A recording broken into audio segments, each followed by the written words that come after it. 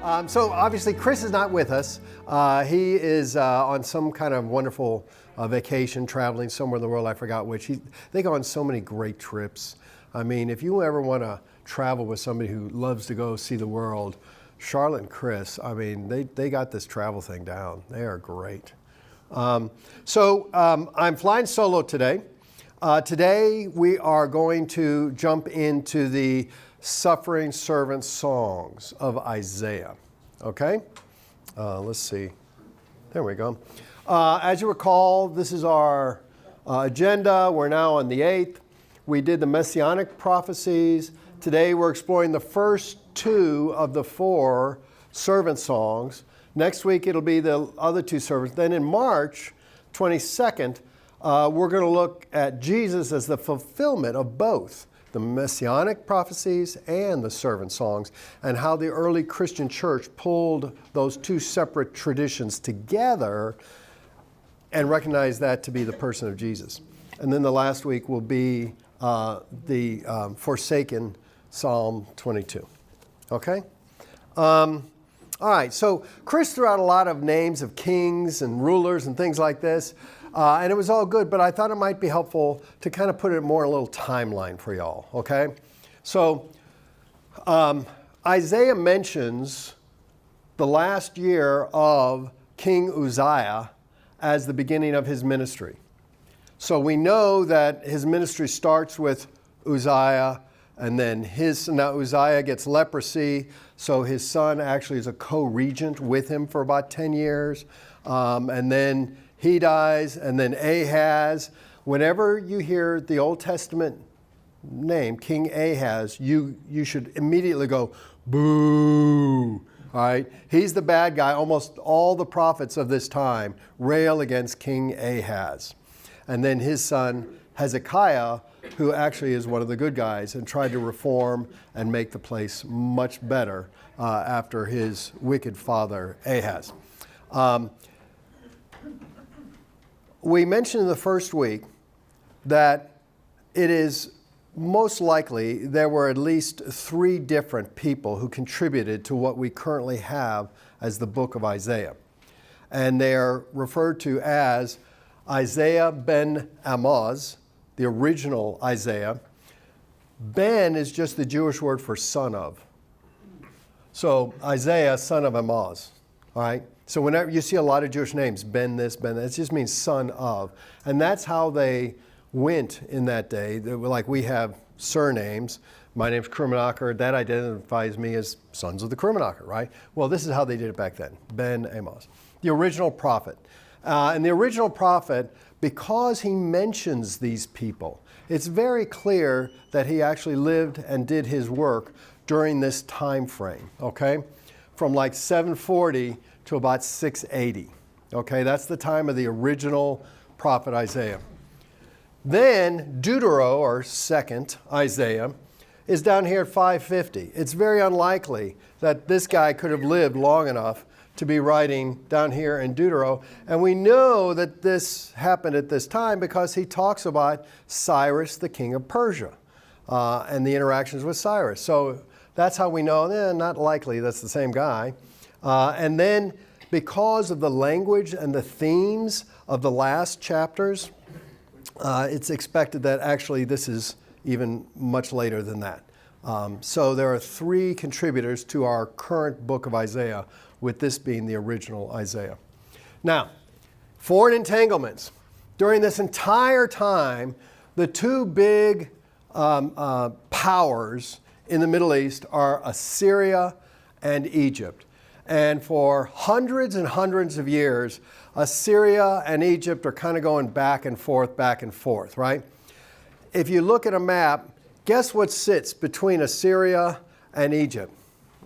Israel is right there. And so that's why you have this constant kind of, who is Israel going to side with? Who are they going to cast their lot with? And how is all the political entanglements going to work out? Well, in 722, Assyria defeats Israel, the northern kingdom, right? They defeat Israel, and Israel it's not totally destroyed, but they are defeated. They no longer have an army, and they are a vassal state paying a very high tax to the Assyrians. So they never much recover from that devastating defeat. Then Babylon comes along, and finally they defeat Assyria. If you ever want to read a fascinating military history, the Babylonian defeats of Assyria, the Babylonians redirected the Euphrates River so that the Assyrians wouldn't have access to it. And that's how they won the war. They just marched right across the riverbed by redirecting that giant river. Do you remember in Kevin Costner's Yellowstone when he blows up half the mountain to redirect the river? That's directly from this. Redirect the river. It's really a crazy military campaign. So Babylon defeats, and then Babylon comes in just a little later, and they conquer Jerusalem and thus the southern kingdom of Judah. And this is the beginning of what we talk about, the Babylonian exile. Okay? Because not everyone, but just the smart people, the influential people, and the tradesmen, they were all taken as hostage, as slaves, back to Babylon. Okay? The only people that were left were shepherds and ranchers, people who had nothing to offer the Babylonian Empire. So the estimates are between a third to maybe 50% of the people were taken hostage and held as slaves, but working, as whatever their trades were or whatever they were, but in Babylon. So that 586 is the beginning of the Babylonian captivity. Then Persia, Cyrus, defeats Babylon in 539. Cyrus the Great of Persia is actually referred to as the Messiah. There's actually passages that refer to, they thought he was the great deliverer of the Jewish people, because just the very next year, he allowed the Jewish people to go back to Jerusalem. Now, they didn't all leave and go back home because there was nothing there. Hadn't been anything there for a couple generations. And they now had businesses and lives and families and all this in Babylon. So we're not sure how many. Many came back, but not all of them. Many of them stayed over in Babylon.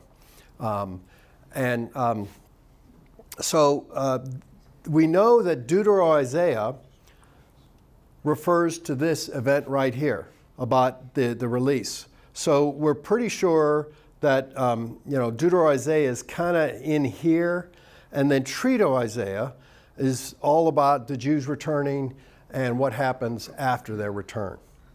So you can see how these fit in here, and what we're looking at today is in Deutero-Isaiah.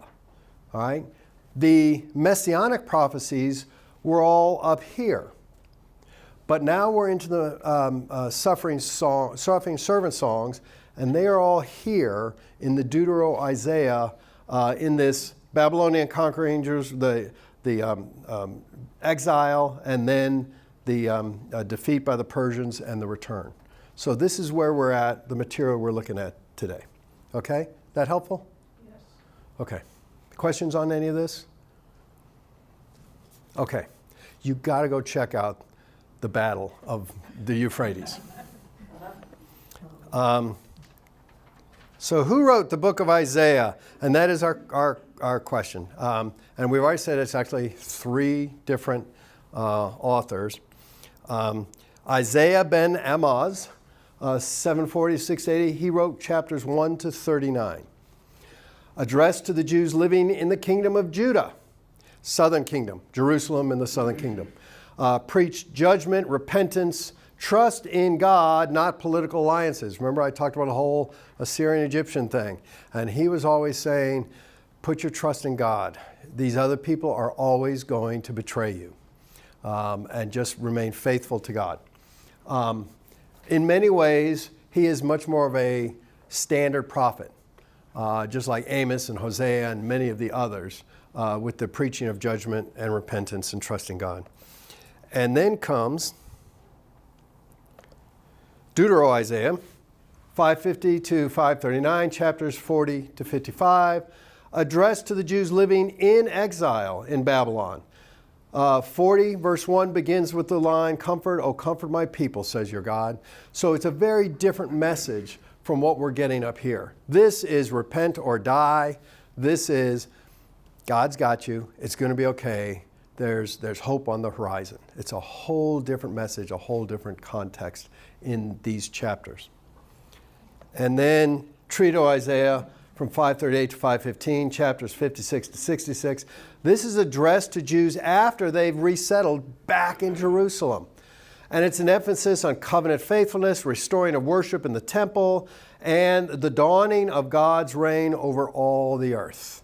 It's once again a very different message than what we're getting at the others. Yeah, Mike?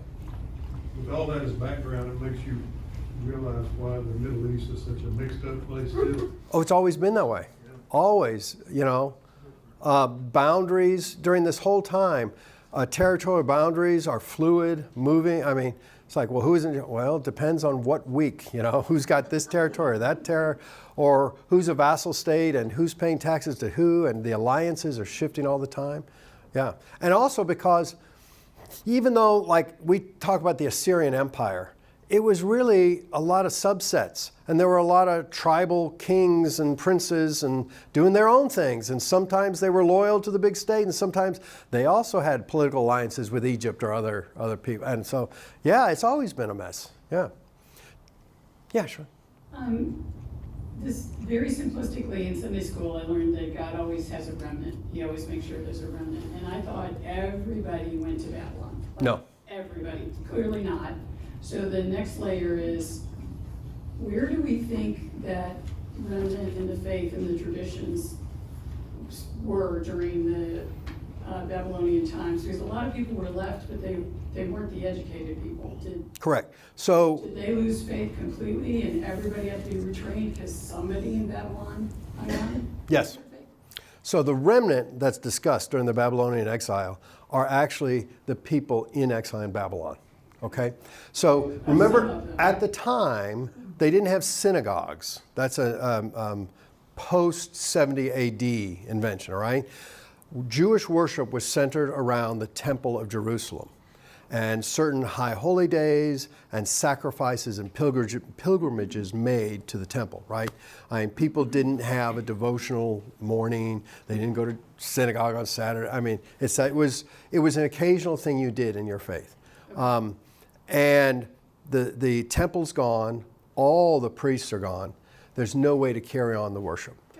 So there are some other places where there are verses of condemnation for those who stayed behind because they intermarried and took on Canaanite religion practices and other, of other peoples living in the area. They took on their religions and intermarried and had family, and it was like, they were not keeping to, but there was no way for them to remain Jewish. That's right. So the remnant is actually over in Babylon. And a lot of fascinating theological development actually takes place during that approximate 40 years. The Babylonians were Zoroastrians. And the Zoroastrian, like a lot of ancient religions, are about the good versus the evil. So in the older, the Pentateuch and the older histories of Judaism, it is God is supreme. Satan is not an adversary of God in the oldest parts of the Old Testament. Satan works for God in part of the divine counsel. Remember the whole thing with Job, and Satan says, hey, God and the devil are having a latte, and the devil says, hey, your man Job down there, and they're working together on this, right? But it's after their experience with the Zoroastrian religion in Babylon, when they come back, suddenly it's God versus the devil instead of the devil working for Yahweh.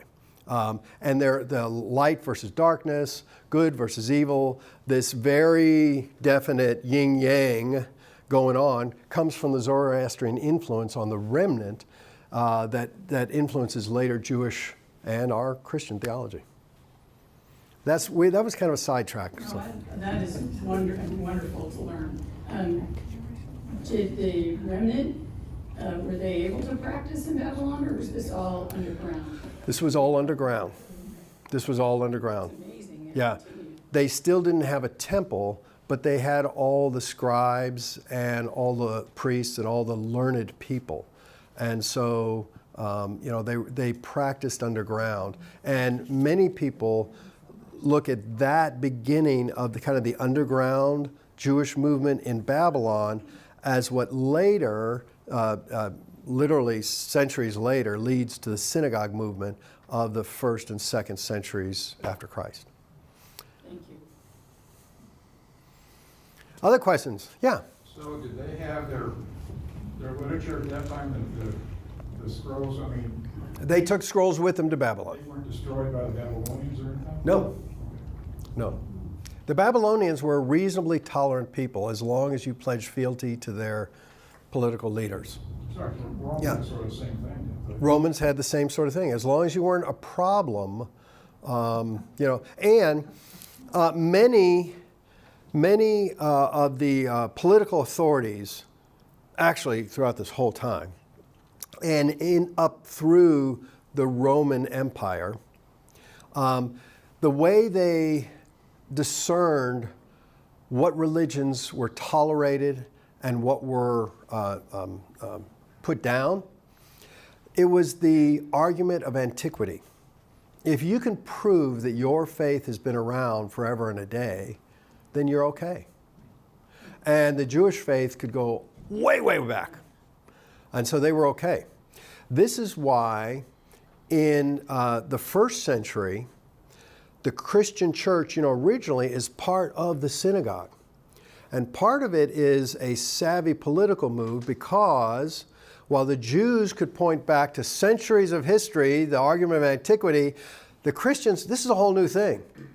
And this is part of the whole thing that Romans as long as they're part of the synagogue, it's good. But when there's a split from the synagogue, it becomes a real problem for the fledgling Christian church. Yeah, Mike? Question again on the modern Middle East. Are the Iranians, are they from the Persian then? They're Persians. Iran used to be called Persia until 1978, was it? 78? Yeah, it's Persia. In fact, the church I pastored up in Plano, Grace Presbyterian on the west side of Plano, there are a lot of Persian refugees that live in the Dallas-Fort Worth area. And Persia is one of the places where the Presbyterian church actually was very successful with their missionaries.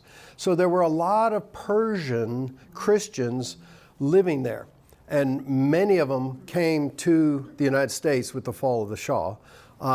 And so we actually, in this Presbyterian church, we hosted, worshiping in our fellowship hall was a Persian Presbyterian congregation. And we shared Sunday school together, and we did fellowship stuff, all that stuff together. But they worshiped in Farsi, maybe? Is it Farsi? And we worshiped in English. But yeah, and they do not call them Iranians. Oh, they would get we are Persians. They were very clear about that. Yeah, yeah. So, yeah, very much so. It's Iran, roughly Iran, and it was a little bigger than Iran, but where Iran is now, it would have been the heart of the Persian Empire. Yeah. Yeah. You mentioned the synagogue movement. Yeah. Could you expand on that a little bit? Sure, but then we got to get back to Isaiah. So with the fall of the Jerusalem temple in 70 AD, all right?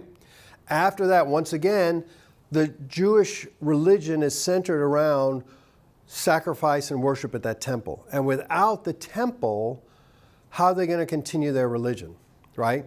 But the difference is during this time, there was always a hope. There was always you'll come back and build it back bigger and better than ever.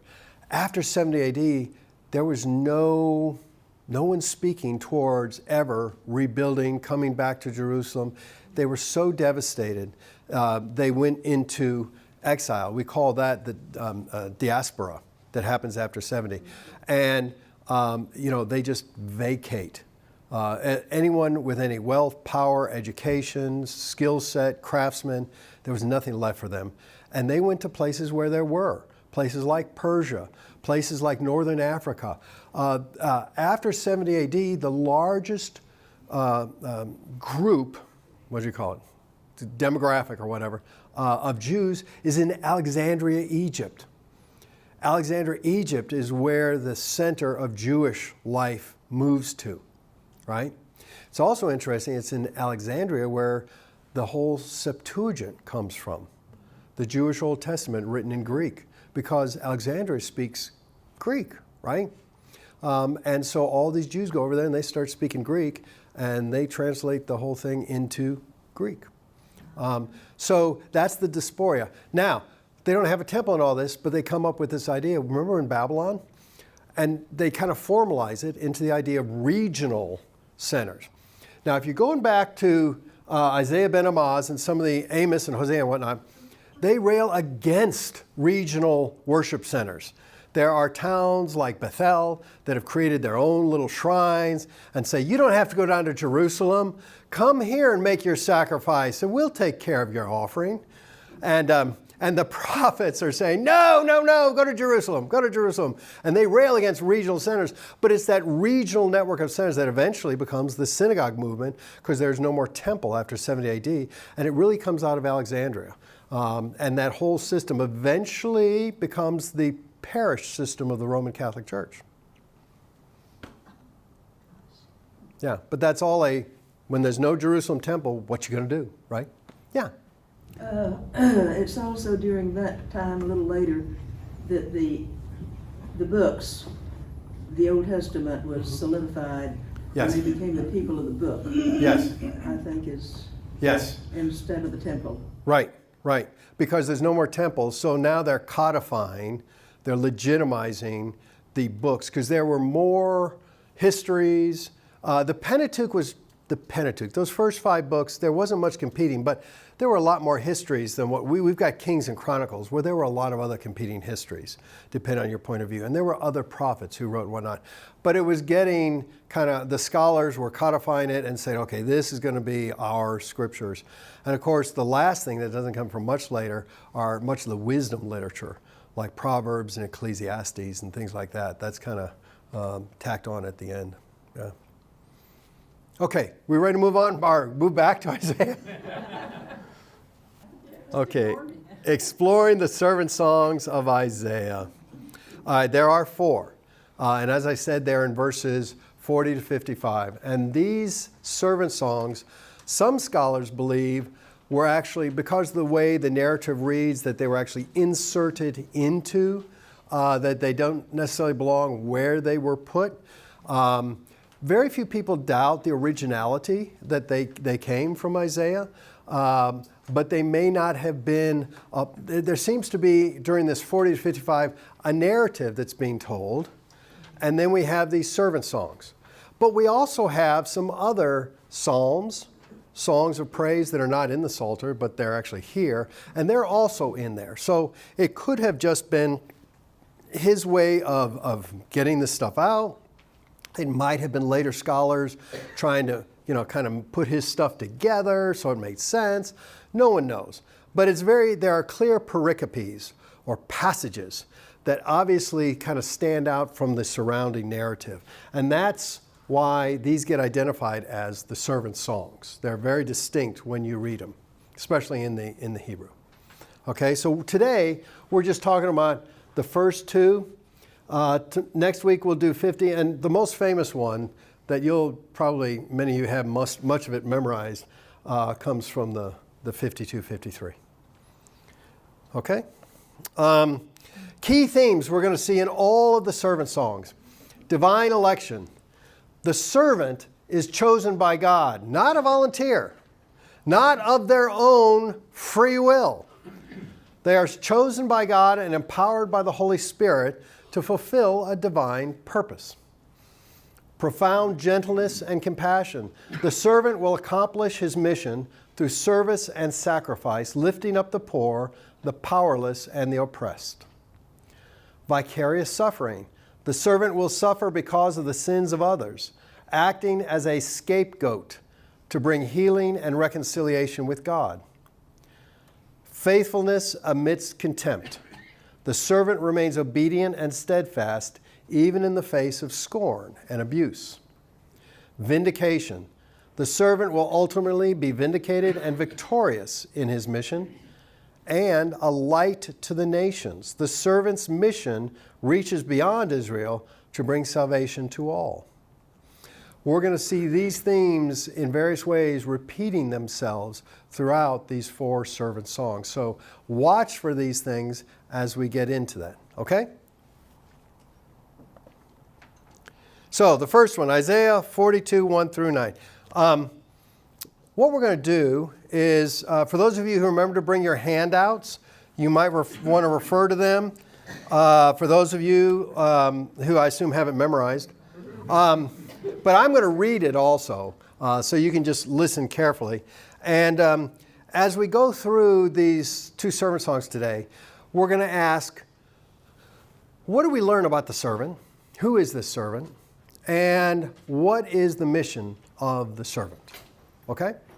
Now, before you know, let me remind you, as we talked the first weekend last week,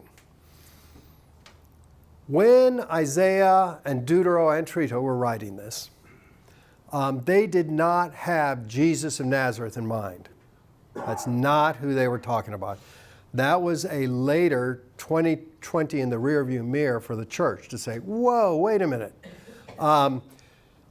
In these servant songs, it's very clear they are talking about the faithful remnant of Israel, the faithful people of Israel.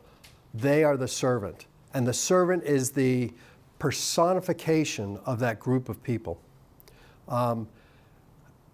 Sometimes the writing very clearly says they, and sometimes it says he.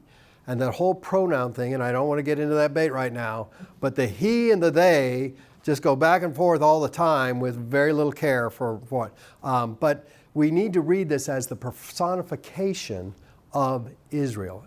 Later, we'll get to, oh, no, that was Jesus. But when they're reading this, they're thinking Israel, okay? And the role that Israel plays in the world and in all of time. Okay, so Isaiah 42, 1 through 9.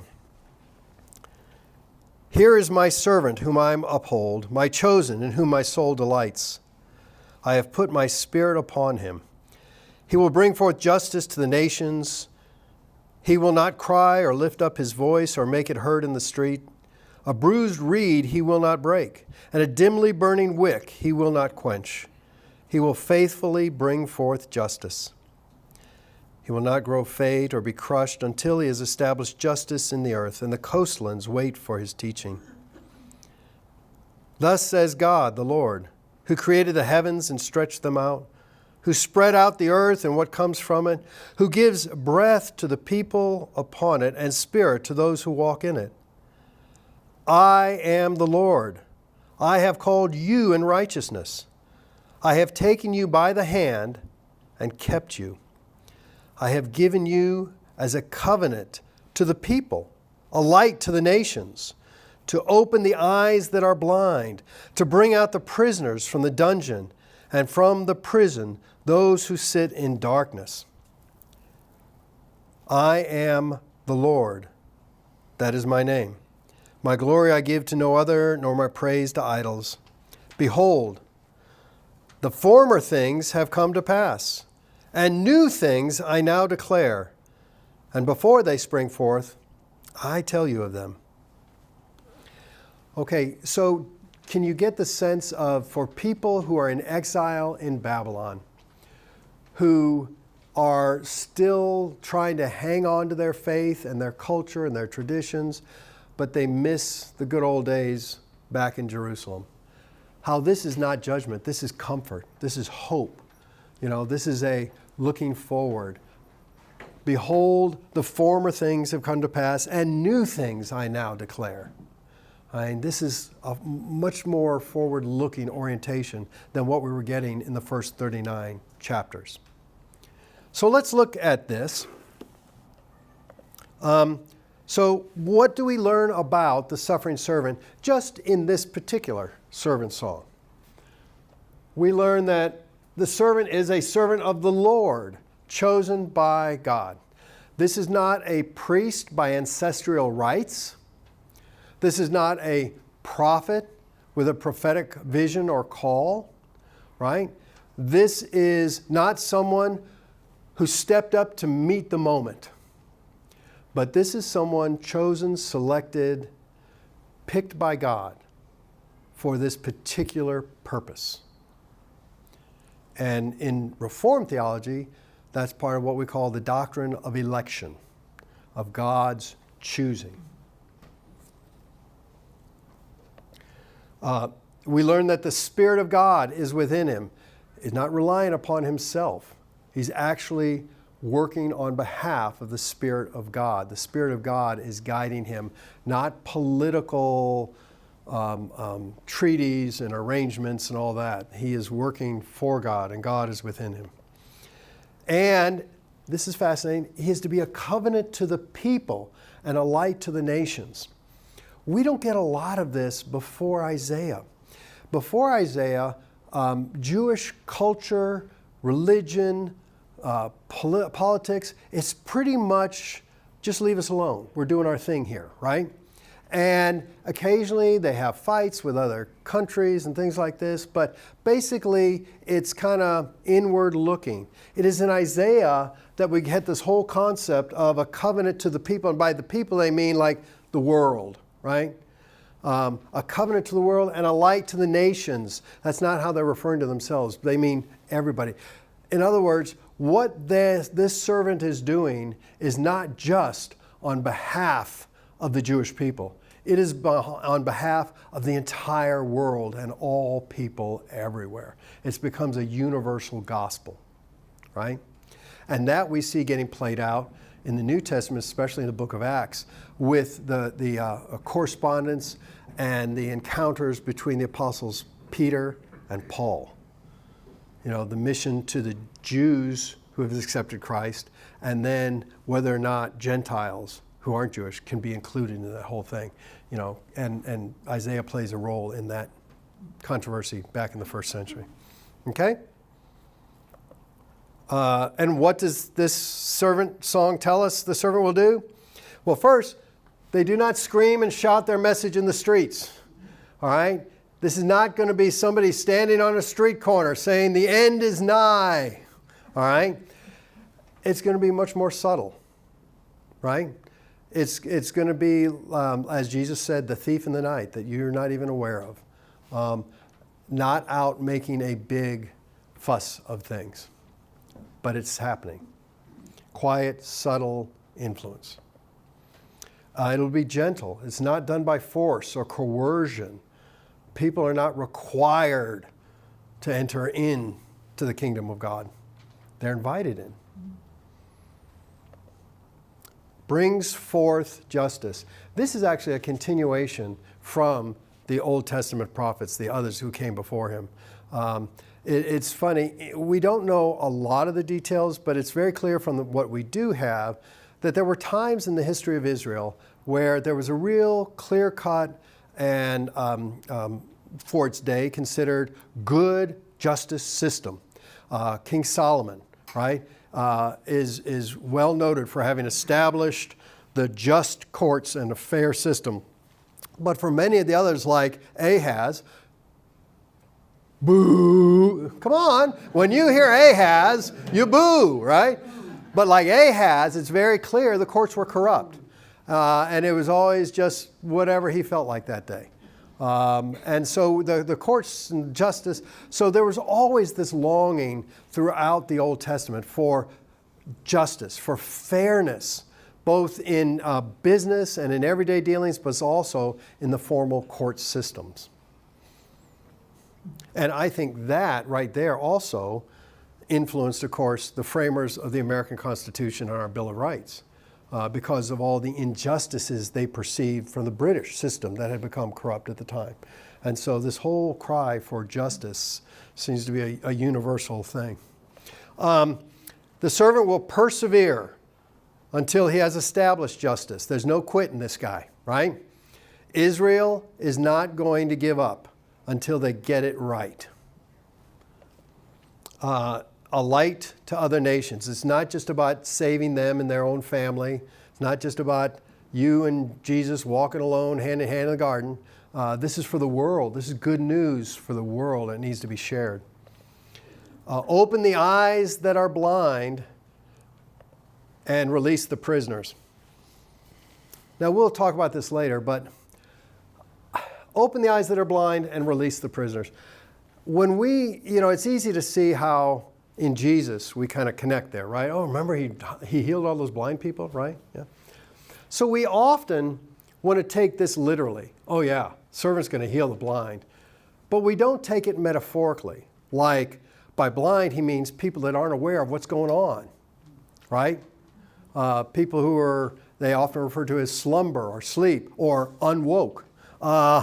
So we take that literally or not. But this, release the prisoners, oh, no, he means metaphorically.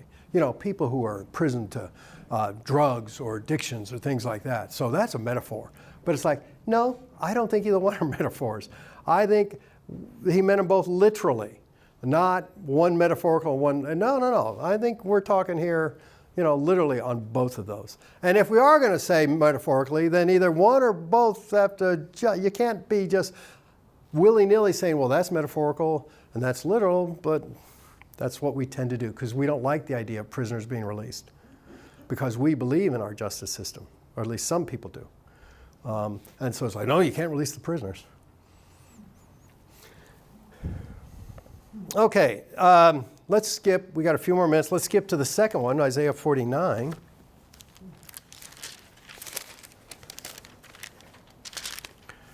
Okay, 49, 1 through 7. Listen to me, O coastlands. Pay attention, you peoples from far away. This goes back to I'm not just talking to the Jews here. I'm talking to y'all, everybody. The Lord called me before I was born, and while I was in my mother's womb, he named me. He made my mouth sharp like a sharp sword. In the shadow of his hand he hid me. He made me a polished arrow. In his quiver he hid me away.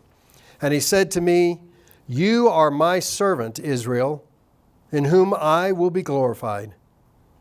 But I said, I have labored in vain and spent my strength for nothing and vanity.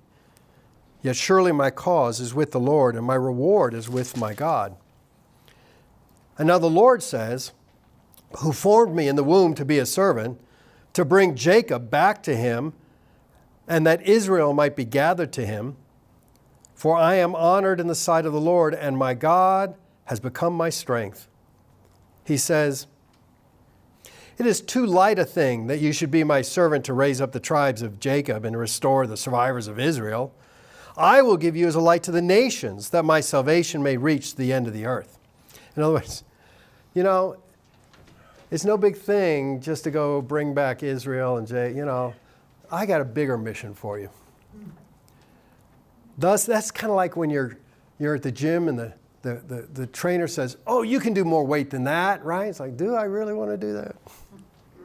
Thus says the Lord, the Redeemer of Israel and Holy One, to one deeply despised, abhorred by the nations, the slave of rulers.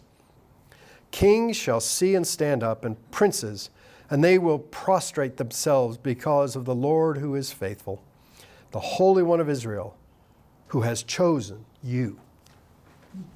Okay. We see many of the same themes that we saw in the first one. What do we learn about the suffering servant? They are predestined to be the servant of the Lord. I knew you before you even existed, right? There's this preordained plan about what this servant is going to do. The servant, we're told, trusts in the Lord, which was a common outcry of the prophets. Don't trust your political alliances. Don't trust your military might. Trust the Lord to lead you. Strength comes from God. And this servant will be despised and abhorred by others. Not going to be a happy time. And what do we learn that the servant will accomplish?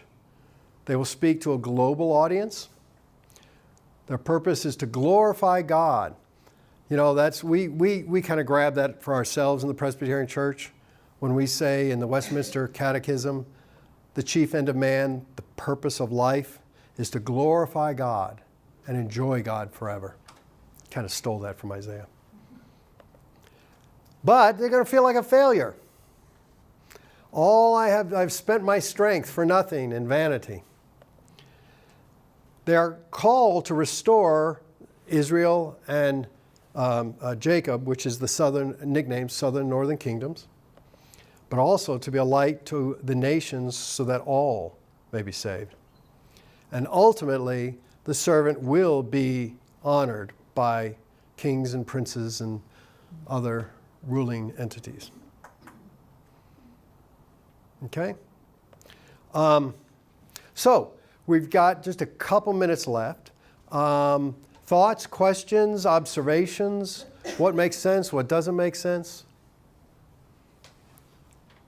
Isn't it interesting to see how, when you think about this, not in terms of Jesus, but Israel as the servant, the role that God, Israel was always meant to be set apart for a special purpose, a unique mission. And it wasn't about themselves. It was about being, remember the covenant with Abraham? God is going to bless Abraham so that Abraham and his descendants will be a blessing to the whole world, right? It's never about Israel for Israel's sake. It's how Israel can be a blessing to the world. Thoughts, observations? Any ideas on whether this has been or will be fulfilled? Oh, it has been. In Jesus. That's 2 weeks from now. As Christians, we see Jesus as the fulfillment. But it's Even though this is about Israel itself. yeah, this is about Israel. It's leading up to the Messiah. Yeah. Well, but it's not until the first century Christian church and the writers like Matthew, Mark, and Luke, they're the ones who kind of recognize this and say, whoa, people, look.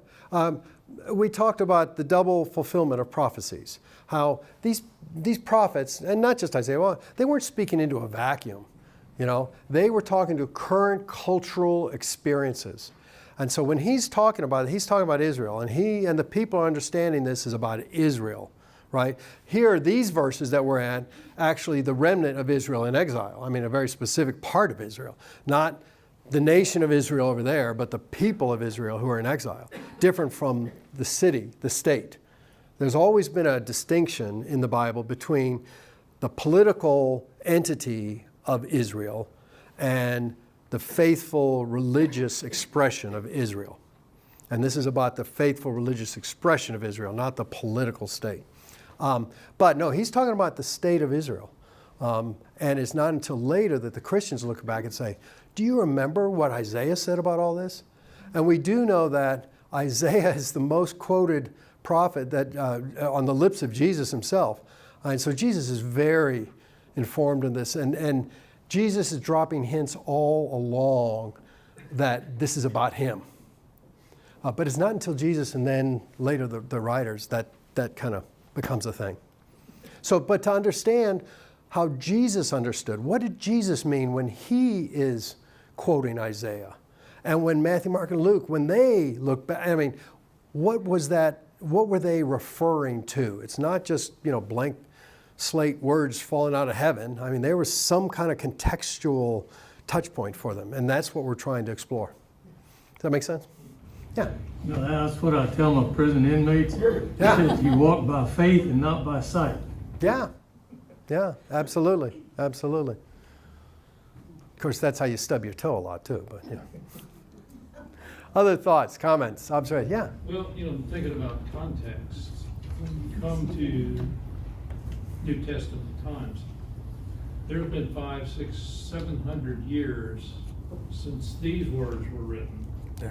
which I think pretty obviously are really written to be directed toward the Jewish people, Mm-hmm. the entity of Israel. And in 500 to 600 years, it hasn't succeeded in doing this. Mm-hmm. So you begin to look for another meaning, another way that this could happen. Mm-hmm. And the idea that Israel as a nation is going to accomplish it is becoming less and less tenable. Mm-hmm. Well, I think, and I will say, I'm sure there are plenty of scholars who would disagree with me, and they're probably much smarter than I am. But there are so many examples in the Bible of the political state of Israel being wiped out, and that's okay. The faithful religious practice of the people of God of Israel continues. And I think when the Bible talks about Israel, it's not about the nation state. It's about the faithful people and who trust in Yahweh and live according to that faith tradition. It has nothing to do with the political state. Now, there are times they overlap, but it's important to be able to recognize that there's two realities here: the religious spiritual reality and the political reality. You know, it's kind of like if America were to disappear off the map, those who believe and support and want to practice democracy would not go away, right? I mean, there are those of us who believe that America is bigger than just a nation state. It's a concept, it's a practice, it's a way of life. It's easier if there's a nation state to support it, but if the nation state were to go away, in my heart, I'd still be an American. I'd still be practicing what I believe to be, you know, truths about citizenship, responsibilities, things like that. Yeah, Sean? It also really addresses the idea that the Messiah was never meant to be a military leader. Correct. Yes. There's a lot in here that say, you know, be despised, abhorred by others, will be gentle, you know. Yet that's what Israel was looking for. To your point, Yeah. it wasn't. Yeah. Israel was looking for a political military leader. Yeah. And these songs and what we get to next week make it very clear this was never intended to be. And of course, Jesus, you know, really throws this in their face on what we call Palm Sunday, the entry into Jerusalem, when they had seen plenty of Roman generals coming in on their white stallions. And here on the back streets, there's this guy on a donkey. Oh, give me a break, you know. But that's what we're doing. That's what's going on here, right? Yeah. Yeah. Other thoughts?